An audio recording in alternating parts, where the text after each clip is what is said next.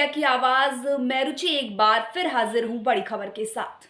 भाजपा की जन आक्रोश यात्रा में दातारामगढ़ विधानसभा क्षेत्र से पहुंचे कार्यकर्ता का जनसैलाब। भाजपा के राष्ट्रीय मंत्री पूर्व विधायक अलका गुर्जर, प्रेस मंत्री मधु कुमावत, जिलाध्यक्ष इंदिरा चौधरी, प्रधान गेंद कंवर प्रेम सिंह बाजोर सहित सभा में पहुंचे दिग्गज। कांग्रेस सरकार को जमकर घेरा, भाजपा को बताया आमजन की हितैषी। आपको बता दें कि आगामी विधानसभा चुनाव में कांग्रेस को उखाड़ फेंकने का आह्वान।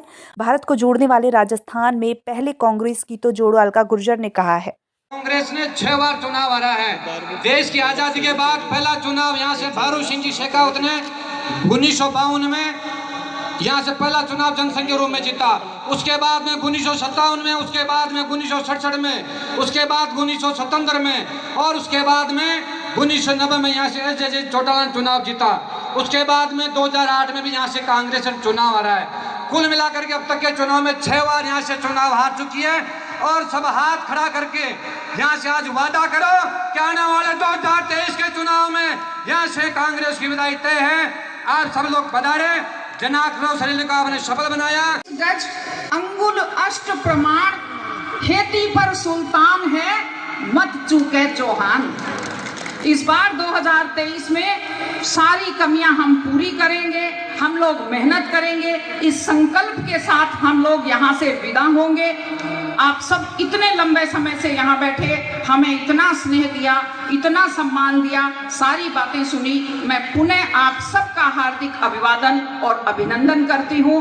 बहुत बहुत धन्यवाद। नमस्कार। भारत माता की। मरकर भी जिंदा है वे लोग जो मर गए वतन के वास्ते। सम्मानित मंच और मेरे प्यारे भाई और बहनों, जैसा कि इतनी देर से बात चल रही थी कि प्रधानमंत्री नरेंद्र मोदी हैं जिन्होंने पूरे देश को संभाल रखा है। राहुल गांधी की क्या बात करते हो? कहाँ मुर्गा चाप पटाखे की लड़ और कहाँ वो तोप मोदी, उसके मुकाबले क्या पटाखे की बात करते हो? अगर बात करनी है तो दातारामगढ़ के बारे में करिए। अगर आप लोग जो मंच पे बैठे हुए हैं पूरे अगर अपनी ईमानदारी से लग जाए और जातिवाद निपटोगे, जाट, राजपूत, कुमावत, बड़िए, बामन क्या फैला रखा है आप लोगों ने। 2 बार के चुनाव में अगर हम हारे हैं तो मात्र 600 1000 के अंतराल से अगर तुम्हारी ईमानदारी से साथ लग जाओगे और जातिवाद का जहर नहीं फैलाओगे, कोई दुनिया की ताकत नहीं है। सरेआम मुल्क को अपने उन लफंडरों की तलाशी कोई नहीं लेता। गरीब लहरों पर पहरे बिठाए जाते हैं, समंदरों की तलाशी कोई नहीं लेता। आपको सबको ध्यान होगा कि कांग्रेस सरकार ने सुशासन और रोजगार और किसान हित में एक हुई सत्ता में आई थी। मात्र 1.5 लाख वोटों से ही हम लोग पीछे रहे थे। अगर ये 1.5 लाख वोट अभी जिस तरीके से पोखरमल जी ने बताया था, अगर 3-3 वोट भी अगर पड़ जाते तो शायद हमारी सरकार हमारी होती और नजर कुछ और होता। सुशासन की बात करूं तो उन्होंने खुद का शासन किया, कभी इस 5 स्टार होटल में तो कभी उस स्टार होटल में। और अगर बात करें यहाँ पे रोजगार की तो उन्होंने कहा था कि हम 30 लाख रोजगार देंगे और साथ में अगर रोजगार नहीं भी दे पाते हैं तो हम 3500 रुपए भत्ता देंगे, तो वो भी उन्होंने नहीं दिया। उन्होंने खुद ही का रोजगार कर लिया। अपने जो उनके पार्टनर्स थे उनको जरूर उन्होंने रोजगार दे दिया। बात करती हूँ यहाँ पे किसानों की, तो किसानों के उन्होंने 10 तक गिनती गिनी थी, 10 दिन तक। और राहुल गांधी जी को शायद ये ध्यान नहीं था, किसी समझदार ने कहा कि आपको 10 साल बोलने हैं, उन्होंने 10 दिन बोल दिए। पर हम लोग सिर्फ 4 साल हम गिन चुके हैं, हम 1 साल गिनेंगे और इस सरकार को हम उखाड़कर बाहर फेंक देंगे। मैं बात करती हूँ आज नीट परीक्षा की।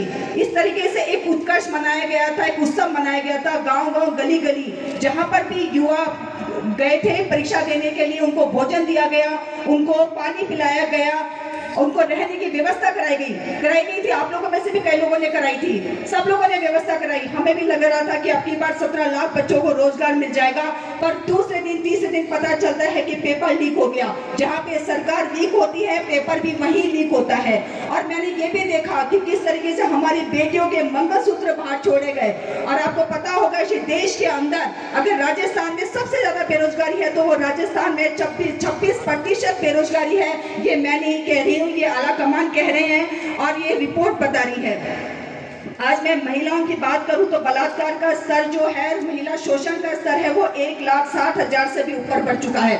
बात आती है यहाँ पे अलवर की एक बच्ची की, मैं जो मूक बधिर बच्ची थी, मैं उसकी बात आपको सामने लेना चाहूंगी। यहाँ पे हमारी महिला शक्ति बैठी है। किस तरीके से उसका बलात्कार होता है। डॉक्टर्स कहते हैं कि हम उसके 17 ऑपरेशन हुए हैं और वो कहते हैं हमने हमारे जीवन में ऐसा ऑपरेशन कभी नहीं किया।